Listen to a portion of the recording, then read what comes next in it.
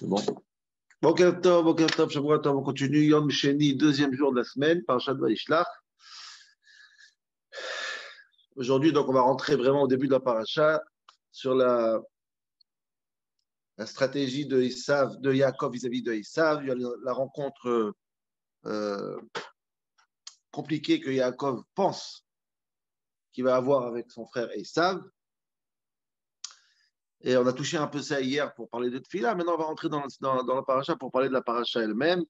Et on voit ici vraiment aujourd'hui une machloket des Rishonim incroyable sur la manière où Yaakov s'y prend avec Esav. Et après, on va voir pourquoi j'ai emmené La Fontaine, parce que c'est une anecdote marrante, mais c'est étonnant. Top. Je pense que La Fontaine, il a fait toute la Gemara entière. Vaishlach Yaakov malachim lefanav el Esav achiv artsa seir sde Edom. Yaakov, il envoie des malachim. El Esav achiv artsa seir sde Edom. Donc, il envoie des malachim. Où il envoie des malachim? Il envoie des malachim pour aller voir Esav, comme on l'a dit hier, pour tâter un peu le terrain, pour savoir où il en est, qu'est-ce qu'il devient, quel est son état d'esprit. Esav, au table est mort. Quand on l'a donné à Esav, il a donné un message pour Esav, etc., etc. Et moi, je m'arrête sur le premier passouk de la paracha, le fait que Yaakov, il envoie de sa propre initiative des malachim chez Esav. Esav n'a pas donné de signe de vie. Esav n'a pas prouvé qu'il est encore énervé. Esav n'a pas prouvé qu'il prépare une guerre. Esav n'a rien prouvé. Esav est inexistant dans la vie de Yaakov pendant 20 ans. Inexistant complètement. Et là, Yaakov, il prend cette initiative d'aller voir Esav pour essayer de voir comment on peut le calmer s'il est énervé. Et sur ces mots, Vaishlach Yaakov Malachim, il y a une pluie de midrashim. Je vais en lire 2-3 maintenant. Vraiment une pluie de midrashim dans Chazal et Ramban, qui pachut, ils font la morale à Yaakov. Yaakov, il a fait, j'ai l'impression, la plus grande gaffe de sa vie. C'est pas normal, c'est chutzpah, c'est ridicule, c'est des mots terribles qu'on va voir tout de suite. Comment Yaakov, il est parti réveiller le monstre. Qui t'a demandé d'aller voir Esav? Personne t'a demandé. Ferme les yeux, trace ta route, laisse les choses passer. Qu'est-ce que tu vas chercher? Je vais vous lire avec vous maintenant 2-3 midrashim qui vont illustrer cette idée terrible que Yaakov il a eue d'aller solliciter quelqu'un qui veut sa mort et qui n'a pas essayé de nouvelles. C'est comme un immense monstre ou un chien énorme qui dort et tu vas le réveiller pour lui dire Naran, tu ne veux pas me tuer, c'est vrai que tu ne veux pas me tuer, laisse-le dormir, laisse-le dormir, laisse-le dormir. Ne le réveille pas, ne le réveille pas. Entre parenthèses, Ramban, qu'on va voir tout de suite sur ces mots-là, il y a un autre Ramban sur le prochain passouk, Kohamar, la Adoni, les Isav, il dit, comme on a parlé hier, il a dit à son frère, tu es mon maître. Dit Ramban, entre parenthèses, c'est une très belle question qu'il faudra réfléchir aussi, c'est que Yaakov, par ces mots-là, quand il dit que Esav, c'est son Adon, son maître, il est en train de recéder sa Bérora, ce droit d'aînesse à son frère Esav. Voilà le seul message qui sort de cette phrase. Ko Amar le Adoni Esav. C'est toi le Adon, c'est pas lui parce que tu es le plus grand normalement. Tu viens d'acheter le droit d'aînesse la semaine dernière, et là tu l'appelles déjà lui le maître. Dit le Ramban, cette phrase-là, de facto, tu es en train de dire, ils savent, mon histoire des lentilles, c'est bidon. Et ça, c'est inacceptable de la part de Yaakov. Inacceptable. Comment tu peux faire ça? Mais ça, c'est une question que je mets à part. Je ne rentre pas dans cette question de la Bechora de Yaakov et Esav. Je parle simplement de l'initiative de Yaakov d'aller voir Esav. Et ça, le Midrash ne pardonne pas à Yaakov. Impardonnable. Alors, je vais vous lire, j'ai noté les Midrashim. Je vais vous lire 2-3 Midrashim. Et c'est vrai que quand on lit le Midrash, on dit que ce n'est pas possible. Qu'est-ce qui est passé dans la tête à Yaakov? Aishlach Yaakov Malachim, Rabbi Yehuda bar Rabbi Simon Patach. Rabbi Yehuda est le fils de Rabbi Simon, il dit comme ça. Ma'ayan Nirpash ou Ma'ayan Moshrat. Un fleuve. Le fleuve, il n'est jamais sale. Quand il y a de l'eau, une quantité d'eau qui est ensemble, ça ne se salit pas, ça ne devient pas de l'eau crade, noire. À moins que tu le salis. C'est toi qui veux salir, tu mets de la boue dans l'endroit où il y a de l'eau. Là, l'eau, elle devient sale. Amar Rabbi Yehuda. De la même manière qu'un Maayan, il y a un fleuve, un fleuve, ouais. Il ne peut pas, avec les makor la hachrit, et le fleuve qui sort, il ne peut pas devenir mouchra, il ne peut pas devenir, c'est de l'eau, c'est transparent, c'est propre. Tu ne peux pas esquinter une fontaine. Car il est la tzaddik, la montre l'ifner rachat. Un tzaddik aussi, il ne peut pas baisser la tête devant un rachat, c'est pas possible. Et si le tzaddik, il baisse la tête devant un rachat, c'est comme pourrir un fleuve. C'est inacceptable.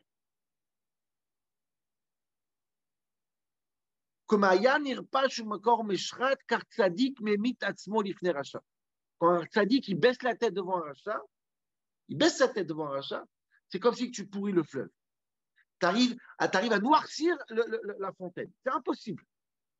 Amarlo Akadosh Baruch Hu, il va voir, il a dit à Yaakov Avinu, les darko haya me'alech, et ça, il marchait. Il ne comptait pas venir chez toi, les sages, il n'était même pas. Il t'a méchalère, et tu vas voir, Kohamar Avdecha Yaakov, quand tu vas le voir, attention, je suis là, j'existe. Viens, je veux faire la paix avec toi. Il t'a pas même parlé. Laisse-le passer, Sam. Laisse-le marcher, il n'y a pas de guerre, il n'y a rien. 20 ans sont passés. Qu'est-ce que tu vas réveiller le monstre? Le prochain Midrash va donner une métaphore géniale. Regarde, on raconte une petite anecdote qu'on raconte sur le Rabbi Bémet. Quand il marchait à l'époque, le Rabbi, les dernières années, quand sa femme est décédée, il dormait dans la choule. Il avait un bureau là-bas, il dormait à la choule. Mais avant, il avait une maison. Il marchait à la maison tous les jours pour aller voir, pour être avec la rabbinite.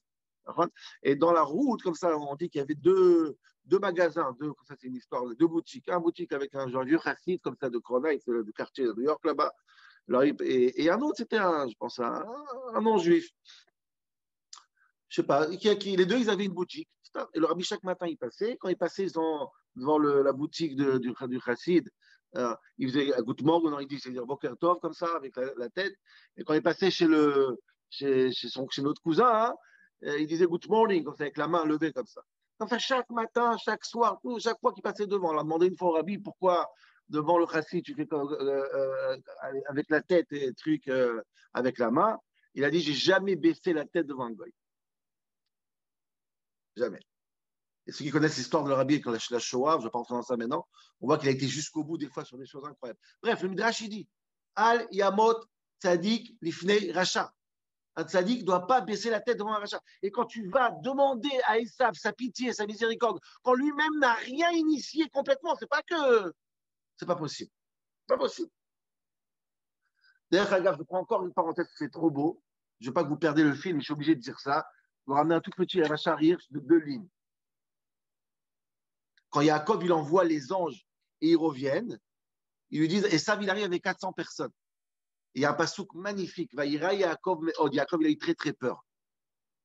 Alors, le Farshim essaie de comprendre pourquoi il a peur. Pourquoi il a peur. Ça fait 20 ans que tu négocies avec la vanne.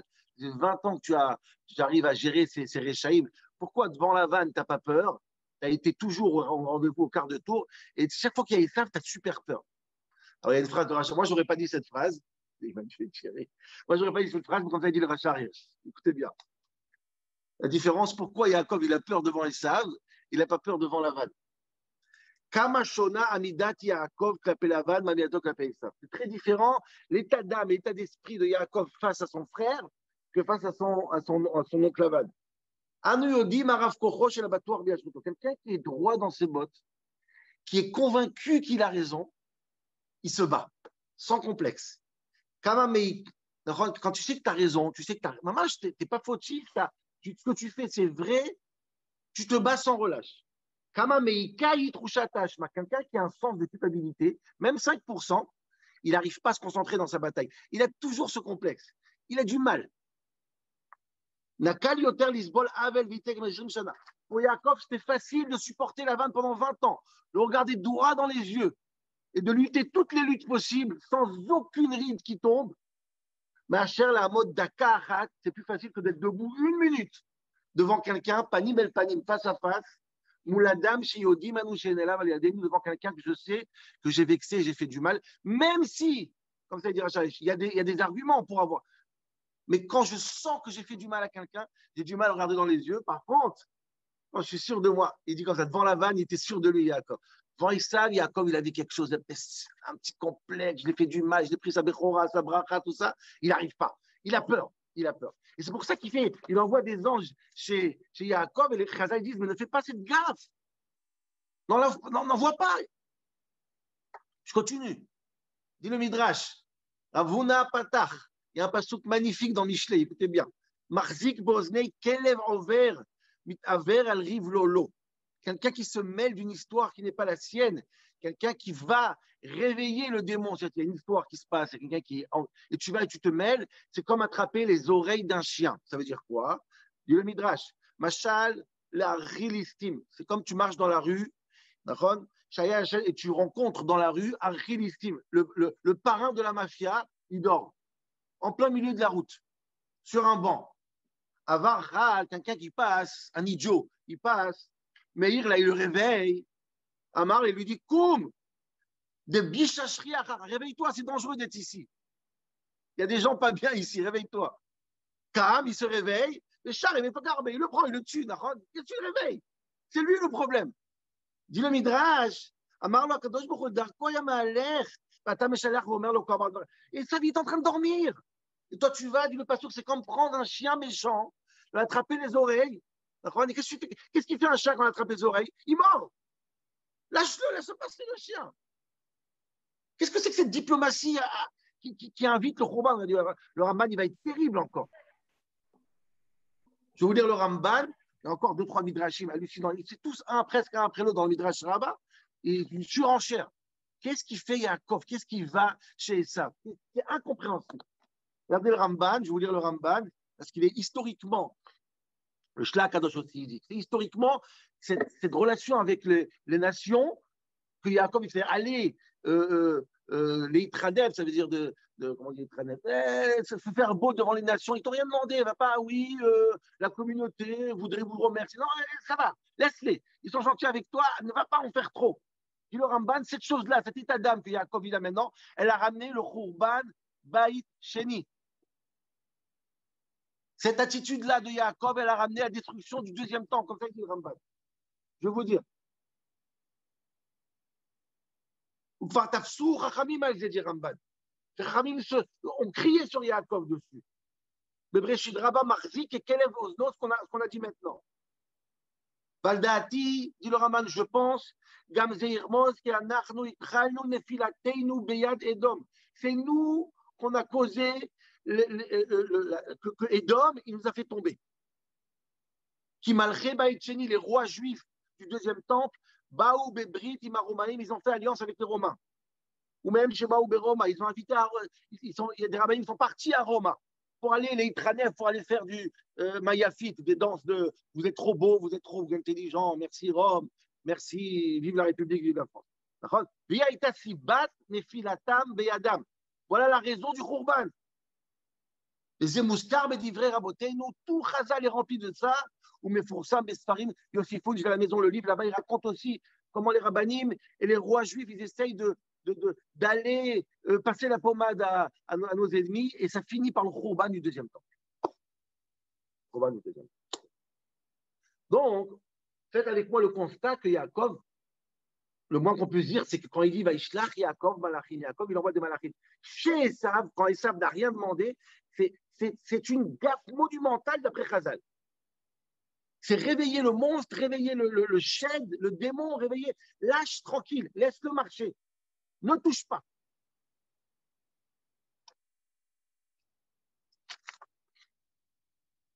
Il y a une expression dans un livre, une Chachadasha, c'est un livre un peu controversé, j'ai vu qu'on ramène. L'expression, elle veut dire comme ça, Haose Atzmo Se Ze'ev Ochlo. Celui qui fait de lui-même un agneau, le loup le mange. C'est un vieux livre. Reste tranquille. Kohamar, Doni, et ça, comment ça va? Lâche. Trace ta route. Bon, tu as une famille, tu as de l'argent, trace ta route. OK? Voilà. Donc, ça, c'est un constat qui est terrible que je fais. Maintenant, je vais vous montrer dans Chazal comment on fait le constat inverse. On voit dans Chazal qu'il y en a qui disent qu'heureusement qu'Yaakov il a fait ça. C'est ça qui est étonnant. Et comme ça, le même Midrash, quelques Midrashim après, il dit comme ça, Rabbeinu Akadosh, Rabbi Yehuda Anassi, le temps du temple aussi. Quand il allait voir les rois, quand il allait voir le Caïsar de Rome, qu'est-ce qu'il faisait? Il ouvrait Parashat Vaishlach, il étudiait comment Yaakov se comporte avec Esav et il faisait la même chose. Écoutez bien l'histoire. Le Midrash après il raconte. Rabbeinu Akadosh, Amar le Rav Efes, il a dit à son secrétaire, Ktov Chad Igra Min Shmei le Maran Malka. Je veux que tu écris une lettre en mon nom au Caïsar, au César de Rome, Antoninus. Je veux que tu lui écris une lettre de Tranfoot. Il est très beau, il est très gentil, etc., qu'on l'aime beaucoup. Cam, le secrétaire, il s'est levé, les Katav, il a écrit la lettre et il a signé comme ça. Min Yehuda Nessia le Maran Malka Antoninus. De la part de Yehuda Anassi à notre cher roi Antoninus. La Kar Rabbeinu Aïgeret. Rabbi Yehuda Hanassi, il a vu la lettre. Car A, il a vu, il a lu. Car A, il a déchiré. Amarlo, il a dit, t'as mal écrit. Il ne faut pas écrire de la part de Yehuda Hanassi pour Anthony son droit. Il faut écrire Minavdecha Yehuda, de ton serviteur Yehuda, le Maranman Kantoninos. Pas Rabbi Yehuda Hanassi, je suis serviteur de Sa Majesté. Amarlo, il lui a dit, le secrétaire, pourquoi tu fais honte à ton kavod? T'es Rabbi Yehuda quand même. Amarlo lui a répondu, Rabbi Yehuda, Ma'anatav min sabi, je suis mieux que mon grand-père. Yaakov Avinu, il a fait quoi? Amar Avdecha, Yaakov Avinu aussi, il a dit, je suis ton serviteur à Esav. Alors moi aussi, je dois faire la même chose. Donc on voit clairement que Rabbi Yehuda Hanassi, que le Midrash ramène, il avait une attitude complètement différente des premiers Midrashim. Au contraire, comment Yaakov il se comporte? C'est comme ça qu'il faut se comporter avec Edom et Esav. On est votre serviteur, on est à votre service, on prie pour vous, on vous aime, on n'est rien, on est tout, vous êtes tout pour nous, vous êtes la lumière des nations. C'est ça qu'il faut dire. Alors quel Midrash a raison? Et là, je vais vous ramener le Sforno, le dernier Mefaresh. Après, je vais vous donner l'explication peut-être quelle attitude a raison. Les deux attitudes ont eu raison, mais comment donner un petit pirouge comme ça dans le sol de la Chassidoute peut-être. Il y a un Sforno, c'est pour ça que je vous ai ramené hier à La Fontaine. Il est hallucinant. Je vous dis rapidement pourquoi je vous ai ramené cette fable. C'est un pratique. Il y a 2 semaines, il y avait chez moi à la maison une femme, Shabbat. Et elle est dans l'art et dans le théâtre, je ne sais pas trop quoi. Et après le repas, elle a demandé si elle peut dire à mes enfants une fable de La Fontaine. J'ai dit la Malo, pourquoi pas? Et elle commence à s'emballer dans une fable incroyable, celle que je vous ai envoyée hier. Le roseau et c'est très beau, quoi. C'est magnifique. Et ça m'est rentré dans la tête. Le roseau, le truc. Bon, hier, j'apprends le Sforno qu'on va dire maintenant, et je ne crois pas mes yeux. Mot par mot, la fable de La Fontaine. La fable de La Fontaine, mot par mot, une mara. C'est incroyable. Alors, peut-être, ils l'ont déjà remarqué, cette mara. Je sais pas, mais il faut que j'entende, et c'est sur notre sujet à nous. Mot par mot, la fable de La Fontaine, pratiquement. Donc, si vous avez vu la flamme, non, je vais dans la Gemara. Dis-le, je donne juste le Sforno, et après, on va vers la conclusion. Dis le Sforno, alors qui a raison? La première attitude du Midrash qui dit qu'Yaakov n'a pas à aller faire la diplomatie avec Esav, ou le deuxième? Dis le Sforno, le Passouk lui-même prouve que Rabbi Yehuda Hanassi a raison. Il faut aller chez Edom, il faut aller chez Esav pour lui dire t'es trop beau, t'es trop gentil. C'est quoi la preuve? C'est qu'effectivement, Esav, en fin de compte, il vient, Vayaras Esav, Esav, il a couru vers Yaakov, il l'a enlacé. Paris réussit. La stratégie de Yaakov a marché. Dis-le Sforno comme ça. Nefar, vous souvenez les phrases, la phrase elle est extraordinaire. Nefar libo, qui est mot Rega Barna Otav chez Yaakov. Le cœur de Esav s'est transformé en un moment grâce aux manipulations de Yaakov. Donc, forcément, Rabbi Yehuda Hanassi, il a raison. Il faut avoir un comportement avec eux. Tu omram zal. Et d'où il apprend ça? De la Gemara qu'on lit tout de suite dans Achia Ashiloni, qu'il est Israël Bekane Anichna le Kolaropot. Rapidement, je dirai la Gemara parce que vous êtes obligé de la voir, cette Gemara. Dans Ta'anit, d'Afraf. Dit le Sforno, c'est comme la malédiction que Achia Ashiloni, le prophète, il a donnée au peuple juif. Quelle est cette malédiction? On dit la Gemara comme ça. Il y a 2 personnes, je veux dire, Tova, Klala, Shekilel, Achia, Shiloni, la Gemara dit. C'est mieux la malédiction de Achia, beaucoup mieux que la bracha de Bilham. Un ami qui te maudit, c'est mieux qu'un ennemi qui te bénit. Logique. D'où on voit ça? Dans la Gemara dit. Chez Achia, Shiloni, qu'il est l'âne bécané. Achia, Shiloni, il a maudit le peuple juif par des roseaux. Il s'est comparé à des roseaux. Chez Amarlem et Israël, et Yahya, il a dit au peuple juif, Dieu va vous punir, il va vous bousculer comme le canet, comme le roseau qui bouge dans le vent, vous allez tout couper la même chose. Voilà la malédiction d'Achia. De la même manière que le roseau qui est implanté dans l'eau, les guisons machlif, et quand tu le coupes, il repousse. Mais Sharachav Merubim, il est bien dans l'eau installé. Et tous les vents du monde qui viennent, nos chevaux de bois, ils soufflent. Et ils ne bougent pas. Et là, il fait aller-retour, il plie la tête, il laisse le vent passer. Et les vents s'arrêtent, le canet revient. Et donc, Aria, quand il maudit le peuple juif, il leur dit, vous allez être comme des roseaux secoués. En vérité, il est béni. Pourquoi? Parce que le fait que le roseau est secoué, c'est la raison de sa survie. Par contre, Bilam Aracha, il a comparé les juifs au qui? À Erez, au chêne, chez les marques Arazim Alemaïm, Ma Erez Omed. Le Erez, il ne bouge pas. Bimkomaïm, il n'est pas dans l'eau. Ben Gizon Machlif, il ne change pas de racine. Il n'a pas beaucoup de racines, peut-être, mais il est installé. Tous les vents du monde ne le bougent pas d'un centimètre. Il est installé, il n'est pas dans l'eau, il est accroché. Mais vient ce fameux roi dromite, ce vent insupportable de tsunami, au carto et au farto alpana. Elle le déracine de sa place. Fontaine ou pas Fontaine? La Fontaine, voilà. Donc dit le Sforno, qu'est-ce qu'on voit d'ici? On voit qui est-ce qui peut survivre? C'est le roseau qui peut survivre, et pas le chêne. Donc, qu'est-ce qu'il a fait Yaakov? Au lieu de faire le chêne, se disputer contre Esav, non, je suis indifférent, je m'en fous de ce qu'il veut Esav, je ne m'intéresse pas du tout. Il a baissé la tête, il est parti voir Esav, et c'est ça qui a fait en sorte qu'Esav s'est transformé, dit le Sforno. En une seconde, s'est transformé. Et si les birionim, mais si les voyous de Baït Sheni, ils ont fait la même chose, il n'y aura pas eu le Khurban. Bref, donc pas comme le Rambani. Vous comprenez ça? Donc là, on a vraiment, il nous reste 3 minutes, on a vraiment 2 écoles. L'école du Midrash, certains Midrashim, et Ramban qui dit, avec le mal, on ne négocie pas. On ne baisse pas la tête, on fait les roseaux, on fait les chaînes, on ne bouge pas, on ne dit rien, on ne regarde même pas. On ne négocie pas, on ne cède strictement rien. Même dans la parole, dire vous êtes mes maîtres, zéro. On ne bouge pas. Et il y a d'autres Midrashim, Rabbi Yehuda Hanassi et Sfor ne dit pas du tout. Si tu baisses la tête, tu as des chances que ton ennemi devienne un ami. Alors, la question qui se pose, après tout, c'est exposé à la bataille. Qu'est-ce qu'on fait? Comment on négocie?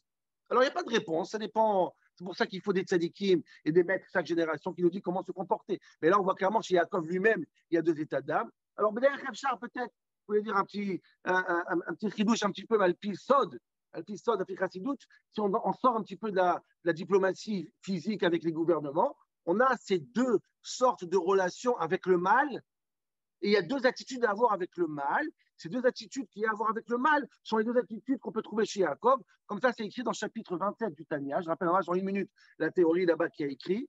Il y a écrit dans le chapitre de Tanya qu'il y a 2 attitudes à avoir avec le mal. Une, elle est pour les bénonymes et une pour les tzadikim. J'explique. Il compare ça à 2 sortes de manger, mais je n'ai pas le temps de m'écarter dessus.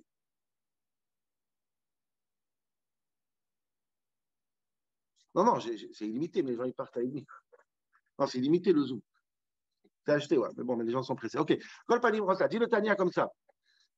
Il y a ce qu'on appelle Itkafia en araméen et il y a ce qu'on appelle Ithapra. C'est quoi Itkafia? Itkafia, ça veut dire te tordre le cou. Ithapra, c'est te changer, te renverser, te transformer. Il y a la guerre et la transformation. Ça veut dire quoi? Il y en a, la Gemara aussi, elle dit ça, ce qu'on appelle Efshiri. Efshiri, c'est un très beau sujet, on a parlé plusieurs fois de ce sujet. En tout cas, il y a la relation avec le mal qui doit être de Itkafia, ça veut dire quoi? Une guerre constante. Il faut se battre contre le mal, essayer de le tordre. Il ne va jamais devenir bien, mais il faut que tu saches qu'il est là. Il t'attend au quart de tour, il faut à tout prix rien céder. Ça va très loin, ce qu'on appelle Itkafia, ça va très très loin. Ça, c'est la avoda de nous tous, ça s'appelle le Beinonim. Et après, il y a Avodat Tzadikim. Mais c'est quoi cette Itkafia? C'est très intéressant, dit Admorazaken. C'est quoi cette Itkafia? Il faut tordre le cou sans arrêt au mal. Il ne faut même pas négocier rien du tout. Comme le Midrash, il reproche à Yaakov. Tu ne touches pas, tu ne prends pas dans les oreilles, le chien par les oreilles, tu ne touches pas, tu ne t'approches pas, tu laisses, tu ne montres aucune flexibilité envers lui. Et ça va très loin dans l'Itkafia. Même quand il ne fait rien, parce que c'est ça qu'il reproche le Midrash, même quand il ne fait rien, en vérité, il est en train de faire. Il ne faut vraiment pas s'approcher. Le Morazakani en Tania, j'ai noté ici, pas seulement les interdictions, on trouve Esav dans ce qui est interdit, même ce qui est permis, il y a Esav qui peut sortir de tous les côtés. C'est pour ça que c'est important de même pas approcher et donner un signe de tendresse. Même les choses permises, n'importe quel sacrifice, tu sacrifies quelque chose, même une minute, même un petit moment, et tu penses te battre contre le mal, et ben ça marche. Par exemple, les rôles, tu vas manger un repas cachère. C'est pas un repas pas cachère, un repas cachère complètement. Et tu repousses ton repas de 5 minutes, t'as battu les âmes. Mais c'est cachère, il fait rien, Esav, comme le Midrash dit. Il fait rien, il avance. Pas du tout. Il peut surgir de n'importe où, il faut négocier par 1 millimètre. C'est la guerre totale. C'est tout ce que les premiers Midrashim ils ont dit. Itkafia, itkafia, itkafia. Mais après, il y a un deuxième niveau, le niveau des tzadikim. Et ce niveau-là, c'est comme ils disent Forno. Tu arrives avec de la négociation, c'est-à-dire ils arrivent, eux, à cohabiter avec le mal. Ça ressemble un peu à la marloquette dans la Gemara, Efshi ou Ifshi, je peux ou je peux pas. On a fait un shiur dessus. Mais ce que je veux dire, c'est qu'ils arrivent à gérer le mal et faire en sorte, chez Ita Perlibo, comme disent Forno, que le mal se renverse en bien. Eux, ils savent faire. Il y a Yourbi Udanassi, lui, il sait faire. Yaakov, il savait faire. Donc en réalité, c'est deux niveaux différents. À un certain niveau, nos sages disent ne négociez rien. Et à un autre niveau, un niveau très très haut, ils arrivent à prendre le Tzarara et le fait disparaître complètement, qui devient un match Achiv et Issa, le frère Issa. Voilà, Rabotai, bonne journée.